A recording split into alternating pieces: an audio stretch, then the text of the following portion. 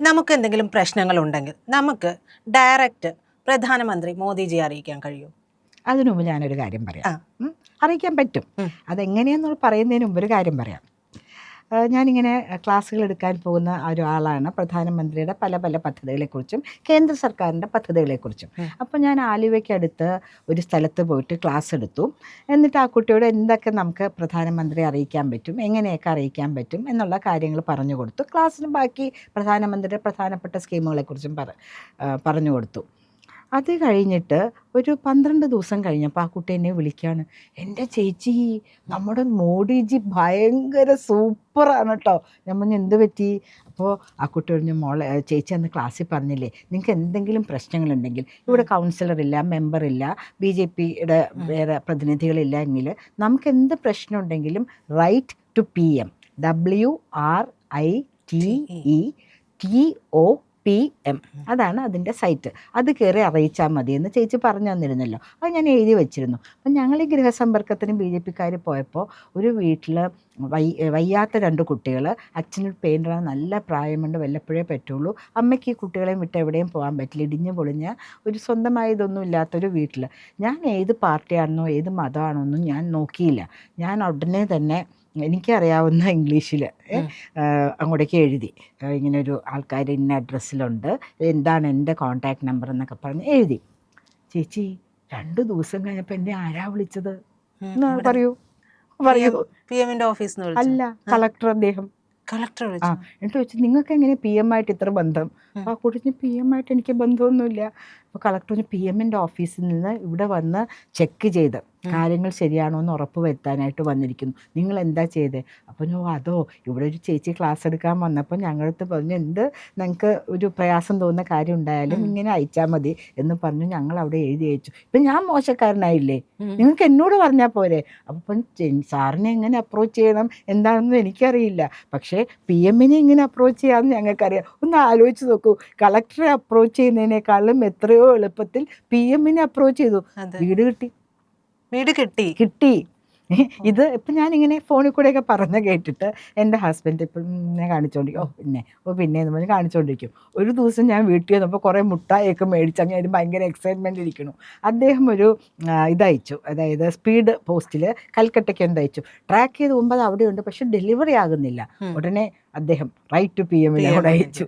3 ദിവസം കഴിയുമ്പോൾ post മാസ്റ്ററും post മാനും കൂടെ 10 രൂപയുടെ 3 കോയിനുമായിട്ട് വന്നിരിക്കുകയാണ്. അതിൻ്റെ ചിലവ് കാശ് ഒരു സോറി എഴുത്ത്, നിങ്ങൾ ഒക്കെ ഉണ്ടായ ബുദ്ധിമുട്ടിൽ ഞങ്ങൾ സോറി രേഖപ്പെടുത്തുന്നു, അത് ഡെലിവറി ആയിട്ടുണ്ട്, ഇത് പൊറുക്കണം, മാപ്പാക്കണം, ഒരു ഇത് പ്രശ്നം പറ്റിപ്പോയത് 30 രൂപയും കൂടെ.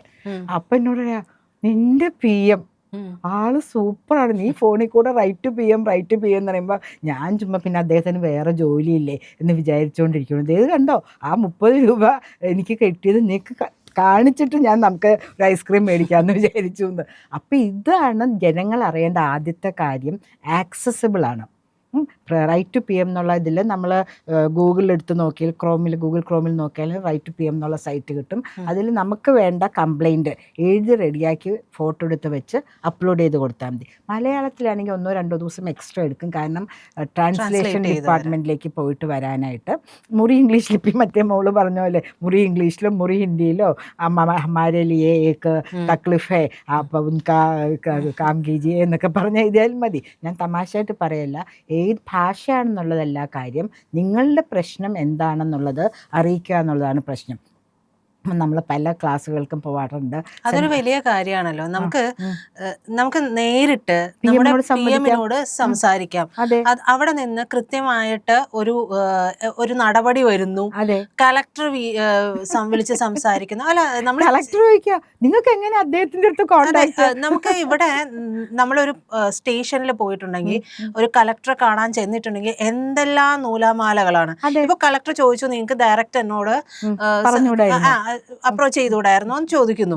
പക്ഷേ അദ്ദേഹത്തെ കാണാൻ ഒരു സാധാരണക്കാരൻ പോയിട്ടുണ്ടെങ്കിൽ എത്ര നേരം വെയിറ്റ് ചെയ്ത് ഇത്രയും പെട്ടെന്നൊരു മറുപടി കിട്ടുകയില്ല. ഒരു മറുപടി അല്ല, ഇത്രയും വേഗം കാര്യങ്ങൾ മുന്നോട്ട് പോവില്ലല്ലോ. ഇല്ല. അദ്ദേഹത്തിന് പരിമിതികളില്ലേ, പക്ഷെ അവിടെ നിന്ന് വന്നു കഴിയുമ്പോൾ അതിനുള്ള കൃത്യമായ നടപടി. അത് എത്ര പെട്ടെന്നാണ് അതല്ലേ. അപ്പൊ വളരെ സന്തോഷവും അഭിമാനവും ഒക്കെ തോന്നുന്ന ഒരു കാര്യമാണ്. പ്രത്യേകിച്ച് എന്റെ ഭർത്താവ് അതെ. പിന്നെ ഇവളുടെ ഒരു റൈറ്റ് ടു പി എം, ഇവളുടെ ഒരു റൈറ്റ് ടു ആര് ഫോൺ എടുത്ത് എന്ത് പ്രശ്നം പറഞ്ഞാലും പറയും റൈറ്റ് ടു പി എം നിങ്ങൾ തന്നെ ഇപ്പൊ തന്നെ എഴുതിക്കോളൂ, ലെറ്ററൊക്കെ ഞാൻ റെഡിയാക്കി തരാം, നിങ്ങളുടെ ഇതിൽ നിന്ന് വായിച്ചോളൂ എന്ന് പറയും. അപ്പൊ എന്നെ കളിയാക്കിക്കൊണ്ടിരുന്ന അദ്ദേഹത്തിന് 30 രൂപ, അതാണ് അദ്ദേഹത്തിന് അന്ന് ചെലവായ കാശ്. ആ രൂപ സഹിതം പോസ്റ്റ്മാനും പോസ്റ്റ് ഓഫീസറും കൂടെ അത് വന്നിരിക്കുന്നു. ഒരു സോറി ലെറ്റർ, അതാണ് അദ്ദേഹത്തിന് ഒരിക്കലും വിശ്വസിക്കാൻ പറ്റാത്തത്. സോറി പറഞ്ഞുകൊണ്ട് ഒരു എഴുത്ത് സഹിതം കൊണ്ടുവന്ന് അദ്ദേഹത്തിന് ഇരിക്കാൻ പറഞ്ഞിട്ട് പോസ്റ്റ് മാസ്റ്ററോട് ഇരിക്കാൻ വേണ്ടി ഇരിക്കുന്നില്ല. മോദിജി പലപ്പോഴും പരീക്ഷാ പേ ചർച്ച അങ്ങനെ ഓരോരോ ഘട്ടത്തിലും ഓരോരോ തലത്തിലുമുള്ള ആളുകളുമായിട്ട് വളരെയധികം ഇന്ററാക്ട് ചെയ്യുന്നുണ്ട്. അപ്പൊ ഇതൊക്കെ ഒരു എന്താ പറയാ, നമ്മൾ പറയാ PR വർക്കാണ് എന്ന് പറയും. പക്ഷേ അതിലൂടെ അദ്ദേഹം എന്താണോ ഉദ്ദേശിക്കുന്ന ആശയം അത് ജനങ്ങളിലേക്ക് എത്തുന്നുണ്ട്. ഇപ്പൊ നമ്മുടെ ഇവിടെ തന്നെ, ഞാനൊന്നും പറഞ്ഞോട്ടെ മാം, നമ്മുടെ ഇവിടെ തന്നെ നമുക്ക് ഒരുപാട് പരാതി പറയൂ, നിങ്ങൾ പറയൂ, സർക്കാർ കേൾക്കും എന്ന് പറഞ്ഞുകൊണ്ട് നിൽക്കുന്നുണ്ട്. എന്റെ കുട്ടി ഞാൻ പറയും, കുട്ടി പറഞ്ഞ മതി. അന്ന് രാത്രി മുതൽ പിണറായി സഖാവ് വന്നൊരു നമ്പർ ഓപ്പൺ ചെയ്തു. അത് ഞാൻ അപ്പം തന്നെ സ്ക്രീൻഷോട്ട് എടുത്ത് വെക്കുകയും എഴുതി വെക്കുകയും ചെയ്ത് എഴുതിക്കൊണ്ടേയിരിക്കുകയാണ് അതില്. ഇതുവരെ എന്താണ് എൻ്റെ പ്രശ്നം, ഞാൻ ആ സമയത്ത് കൗൺസിലറാണ്, എന്താണ് പ്രശ്നം എന്ന് കേട്ടിട്ടില്ല. ഇവരെന്തിനാണ് വീട് കയറി നടക്കുന്നത്? അതുപോലെ വേറൊരു ഇതിന്ന് എനിക്ക് വരുന്നുണ്ട്, 41 ട്രൈബൽ കുട്ടികളെ പഠിപ്പിച്ചു. അത് മാത്രമേ ആ മെസ്സേജ് ഇങ്ങനെ വന്നുകൊണ്ടിരിക്കുന്നുള്ളൂ. 41 ട്രൈബൽ കുട്ടികളെ പഠിപ്പിച്ചതും എൻ്റെ പ്രശ്നവുമായിട്ട് എന്താണ് ബന്ധം? എൻ്റെ പ്രശ്നത്തിന് ഒരു മറുപടി കേൾക്കണ്ടേ, എൻ്റെ പ്രശ്നത്തിന് ഒരു മറുപടി കിട്ടണ്ടേ? അല്ലാണ്ട് ട്രൈബൽ കുട്ടികളെ പഠിപ്പിച്ചു എന്ന് പറഞ്ഞുകൊണ്ടിരുന്നാൽ എന്താ കാര്യം? പിണറായി സഖാവ് പറയുന്ന ഒരു കാര്യത്തിനും വ്യവസ്ഥയില്ല. അത് പോട്ടെ, നമ്മളിപ്പോൾ കേന്ദ്ര സർക്കാരിൻ്റെ കാര്യമാണ്. ഇവർ വലിയൊരു കറുത്ത മെഴ്സഡീസ് ബെൻസ് വണ്ടിയിൽ കയറിപ്പോയി. ഇവിടെ എറണാകുളത്ത് രാമവർമ്മ ക്ലബ്ബിൽ വന്നപ്പോൾ കൗൺസിലർ എന്ന നിലയിൽ ഞാനും പോയിരുന്നു. ആൾക്കാരുടെ കയ്യിൽ നിന്ന് മേടിക്കാൻ പോലും സമയമില്ല. പ്രായമായ ആൾക്കാർ ഇങ്ങനെ വിറച്ച് വന്ന് നിൽക്കുകയാണ്. അവർ പറയുന്നുണ്ട് ഞങ്ങൾ എത്ര നാളായി ഇതിൻ്റെയൊക്കെ പുറകെ നടക്കുന്നു, ഒന്നും നടക്കുന്നില്ല എന്ന്. പക്ഷേ നമ്മളുടെ മോഡി സർക്കാരിൻ്റെ കാര്യം പറയുകയാണെങ്കിൽ വ്യത്യസ്തമാണ്. ഇതുപോലെ എൻ്റെ അടുത്ത് മേയർ, ഞാൻ ഡൽഹിയിൽ ഇടയ്ക്കിടയ്ക്ക് പോകുന്ന ആളാണ്, മോഡി സർക്കാരിൻ്റെ പദ്ധതികളെക്കുറിച്ച് ഞാൻ പറയാം, അതിനു മുമ്പ് ഈ കാര്യം കൂടെ പറയണം. മേയർ എനിക്ക് തന്നു, കുറച്ച് എഴുത്തുകളൊക്കെ തന്നു എൻ്റെ അടുത്ത്. അപ്പോൾ എൻ്റെ മനസ്സിലൊരു കാര്യം ഉണ്ടായിരുന്നു, ഇവിടെ താന്തോണി തുരുത്ത് എന്നൊരു തുരുത്തുണ്ട്, അവിടെ ചുറ്റും വെള്ളമാണ്, അതിൻ്റെ ഉള്ളിലും വെള്ളമാണ്, മുട്ടറ്റം വെള്ളമാണ്, പക്ഷെ കുടിക്കാനൊരു ശുദ്ധജലമില്ല. പ്രധാനമന്ത്രിയുടെ 16,000 രൂപ ടോയ്ലറ്റ് അവിടെ എല്ലായിടത്തും വച്ചിട്ടുണ്ട്. പക്ഷേ 3-4 ദിവസം കഴിയുമ്പോൾ തന്നെ അത് ഉപയോഗശൂന്യമായി. അതിൻ്റെ ഉള്ളിലാണ് ഇവർക്ക് വേണ്ടാത്ത സാധനങ്ങൾ ഡംപ് ചെയ്ത് വെക്കണേ. കോർപ്പറേഷൻ്റെ നീലയും വെള്ളയും വരെയൊക്കെ വെച്ച് നല്ല ഭംഗിയുള്ള ടോയ്ലറ്റാണ്, പക്ഷേ ടോയ്ലറ്റ് നമുക്ക് ഉപയോഗിക്കാൻ പറ്റില്ല. അപ്പോൾ അവിടെ പോയപ്പോൾ എൻ്റെ അടുത്ത് സർബാനന്ദ് സോണോവാൾ എല്ലാ മന്ത്രിമാരും ആക്സസിബിളാണ്. ഒരു ദിവസം ഞാൻ എയർപോർട്ടിൽ ചെന്നിറങ്ങിയിട്ട് ഒരു മന്ത്രിയെ വിളിച്ചപ്പോൾ ആ മന്ത്രി തന്നെ ഫോൺ എടുത്തേക്കണു. വിശ്വസിക്കാൻ പറ്റുമോ? അപ്പം ഞാൻ പറഞ്ഞു എനിക്ക് ആപ്കോ മിൽനാ ഹെ, ധീര കർ straight come to the house. അപ്പം ഞാൻ അവിടെ ചെന്നപ്പോൾ ആ സെക്യൂരിറ്റി ഗാർഡ് പറയാ അവിടെ മന്ത്രി വെയിറ്റ് ചെയ്യുന്നുണ്ടെന്ന്. നേരെ പോയിട്ട് ഞാൻ കാണുമ്പോൾ മന്ത്രി അവിടെ ഇരിക്കുന്നത്, ഞാൻ ഇങ്ങനെയൊക്കെ നോക്കിയത് എന്താണ് സംഭവം എന്ന്. വളരെ ആക്സസിബിളാണ്. അപ്പോൾ സർബാനന്ദ് സോണോവാൾ എന്ന് പറയുന്നത് നമ്മുടെ പോർട്ടിൻ്റെയും ഇൻലാൻഡ് നാവിഗേഷൻ്റെയും ഒക്കെ ഷിപ്പ്യാർഡിൻ്റെ ഒക്കെ മിനിസ്റ്ററാണ്. അപ്പോൾ അദ്ദേഹത്തിനോട് ഞാൻ പറഞ്ഞു ഞങ്ങൾക്കിങ്ങനെ ഈ താന്തോണി തുരുത്തിൽ ഒരു പ്രശ്നമുണ്ട്, അപ്പോൾ ഒരു കാര്യം ചെയ്യൂ, ഇവിടെ ഒരു സ്ഥലത്ത് പോയിട്ട് കണ്ടാൽ മതി, നോയിഡ എന്ന് പറഞ്ഞ സ്ഥലത്ത് കുറച്ച് ദൂരമുണ്ട്, അപ്പോൾ പിറ്റേ ദിവസമേ പോകാൻ പറ്റുള്ളൂ. അന്ന് വൈകുന്നേരം അദ്ദേഹം ഒരു സെക്രട്ടറിയുടെ അടുത്തൊരു അപ്പോയിൻമെൻറ്റ് വന്നു, അവിടെ പോയി അദ്ദേഹത്തിനെ ഒന്ന് കാണുമെന്ന്. 4 മണിക്ക്. 2 മണിയായപ്പോൾ സെക്രട്ടറി എന്നെ വിളിച്ചിരിക്കുകയാണ്, ആ 4 മണിക്ക് എന്നുള്ളത് 4:30 ആക്കണേ, കാരണം 4 മണിക്ക് ഞാനിപ്പോൾ കയറിയിരിക്കുന്ന മീറ്റിംഗ് തീരും തോന്നുന്നില്ല. എൻ്റെ മോളെ, നമ്മൾ ഓരോരുത്തരുടെ മുമ്പിൽ പോയി എത്ര മണിക്കൂർ എത്ര ദിവസം ഇവിടെ വെയിറ്റ് ചെയ്യുന്നു.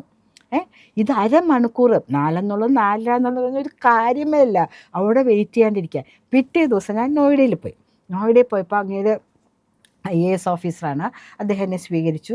എന്നിട്ട് പറഞ്ഞു നിങ്ങൾക്ക് ലക്കുണ്ടോ എന്ന് നോക്കട്ടെ, എല്ലാ തീരദേശങ്ങളുടെ മാപ്പുകൾ ഇങ്ങനെ വെച്ചേക്കാം, കേരള മാപ്പ്, ഇതിൽ നിങ്ങൾ പറഞ്ഞ സ്ഥലം ഉണ്ടോ എന്ന് നോക്കുമ്പോൾ അത് എറണാകുളം, സാറെന്ന് പറഞ്ഞ് കാണിച്ചു. അപ്പം അങ്ങനെ ഇങ്ങനെ വടിവെച്ച് ഈ നോക്കിയിട്ട് പറഞ്ഞു ശരി, ഇതിൻ്റെ ഓഫീസ് നെട്ടൂരാണ്, ഇൻലാൻഡ് നാവിഗേഷൻ്റെ, അവരെ ഞങ്ങൾ ഇൻഫോം ചെയ്യും, നിങ്ങൾ അവിടെ പോയാൽ മതി, അവർക്ക് തന്നെ വണ്ടിയൊക്കെ ഉണ്ട്, അതിൽ വരുമെന്ന് പറഞ്ഞു.